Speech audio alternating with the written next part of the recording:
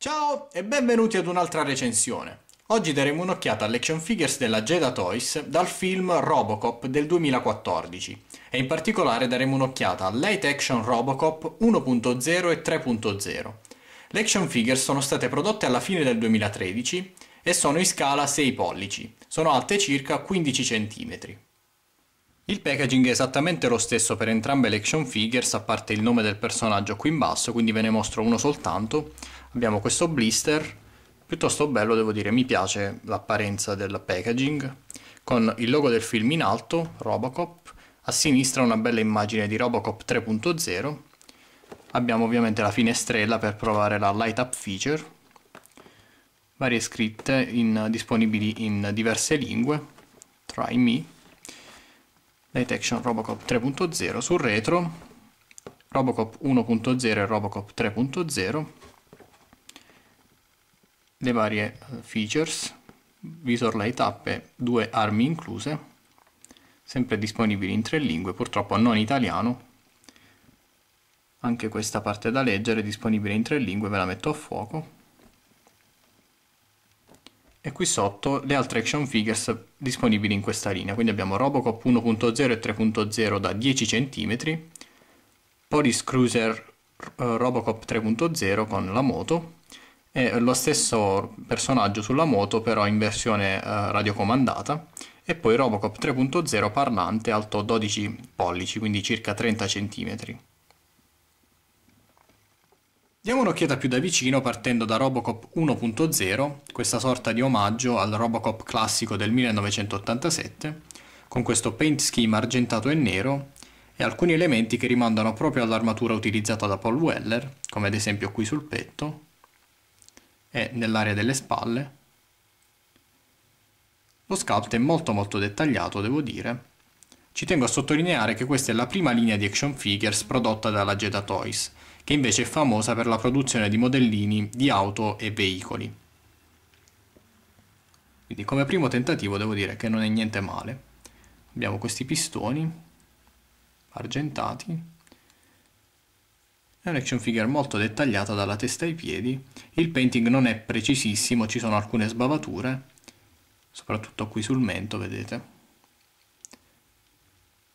Però mi piace moltissimo l'argentato utilizzato per questa action figure, per Robocop 1.0.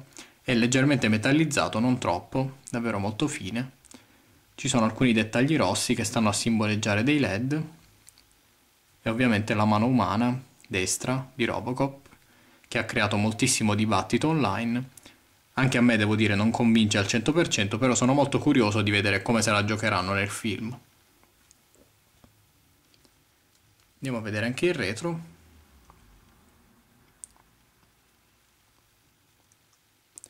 E passiamo a Robocop invece 3.0, che si distacca completamente invece dal look classico, completamente nero, vedete, con visore rosso. Ne approfitto per farvi vedere la light up feature, molto bella. Devo dire che mi piace moltissimo il modo in cui hanno disegnato il visore, vedete, è curvo e va verso l'alto, davvero molto bello. Anche qui abbiamo dei dettagli rossi a simboleggiare dei LED, il simbolo della Omnicorp, anche questo molto dettagliato, devo dire. Il painting è quasi completamente piatto, nero, però vedete ci sono delle aree lucide che devo dire non mi aspettavo. Mi aspettavo un painting completamente piatto, nero, invece ci sono dei dettagli lucidi, soprattutto qui dietro e nell'area dell'elmetto. Un grosso problema di queste action figures è sicuramente l'area della bocca, che è estremamente scarsa in dettagli.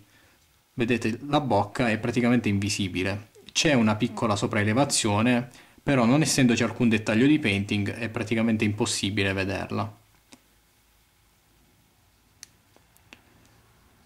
Vediamo la light up feature anche su Robocop 1.0, molto bella, e devo dire che per quanto mi piaccia la light up feature ci sono diversi problemi, due in particolare. Uno è che, come potete vedere, per accendere il visore bisogna tenere premuto il tasto.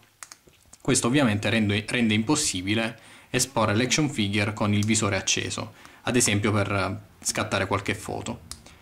E avrei preferito francamente un interruttore on and off, quindi ad esempio schiacciando si accendeva e schiacciando nuovamente si spegneva, oppure un interruttore a tempo, quindi schiacciando rimaneva accesa la light up feature per, che ne so, 10 secondi, 15 secondi. Purtroppo quindi questo è un grosso problema, ma un problema ancora più grosso è sicuramente il fatto che le batterie non sono sostituibili. Purtroppo, sì, avete capito bene, quando si esauriranno queste batterie incluse con i personaggi, non sarà più possibile accendere il visore.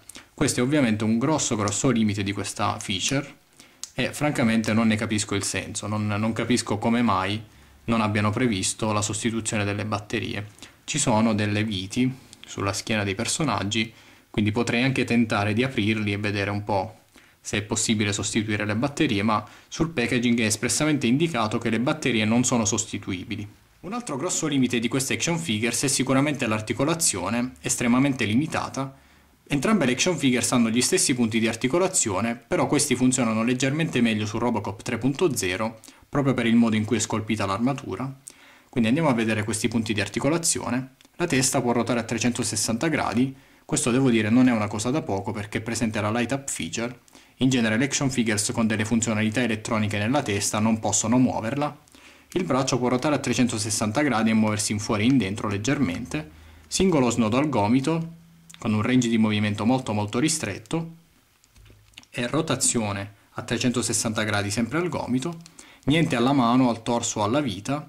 La gamba può andare in avanti e non indietro e muoversi leggermente in fuori e in dentro. Poi abbiamo singolo snodo al ginocchio, anche qui con un range di movimento molto ristretto, e rotazione a 360 gradi sempre al ginocchio, e niente al piede, niente alla caviglia. Quindi un'articolazione molto limitata. Per fortuna le action figures stanno in piedi abbastanza bene, non hanno bisogno né di base, anche perché come potete vedere non ci sono fori al di sotto dei piedi dei personaggi, né di una grande articolazione per renderle più stabili. Entrambe le action figures hanno gli stessi accessori, e cioè queste due armi. Quindi abbiamo questa pistola, che ricorda vagamente quella utilizzata dal Robocop classico, a parte il fatto che questa è grigia e nera, anziché tutta nera. Inoltre ha questi LED rossi su entrambi i lati.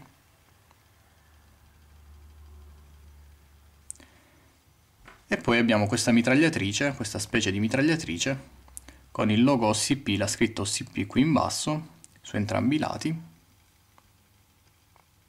E questa parte posteriore grigia che si va ad appoggiare sull'avambraccio di Robocop, come possiamo vedere qui su Robocop 1.0.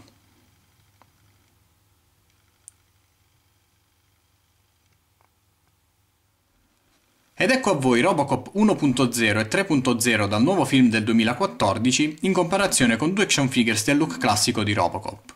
In particolare a sinistra abbiamo quella della NECA dal film del 1987 e a destra un action figure vintage della Toy Island da Robocop 3. In particolare ci tengo a farvi notare una cosa riguardo a queste action figure. Come potete vedere anche questa ha il visore luminoso, non posso mostrarvelo perché le batterie sono ormai andate da tempo, però questa action figure, che è del 1993, ha la possibilità di sostituire le batterie. Vedete c'è questo sportellino con una vite, potete rimuoverlo e sostituire le batterie. Una funzionalità, una possibilità che le action figures della Giada Toys purtroppo non hanno, e questo è sicuramente il più grosso limite di queste action figures, oltre ovviamente all'articolazione. Ci sono sicuramente dei lati positivi, come ad esempio l'ottimo sculpt e una certa attenzione per i dettagli. Per quanto riguarda il prezzo, si tratta di action figures piuttosto economiche, sul mercato americano sono vendute a 11-12 dollari, in Italia il prezzo più basso è quello di Shiritori Figures, il negozio online che vi ho segnalato anche nell'unboxing, vi metto il link nel box informazioni anche in questo video. L'unica nota negativa è che dovete acquistare l'intero case di 4 action figures, oppure potete acquistarle singolarmente su eBay a circa 15-16 euro più spedizione. Detto questo io vi saluto, mi raccomando andate a vedere il nuovo film di Robocop, sperando che sia un bel film, e vi do appuntamento al prossimo video. Ciao!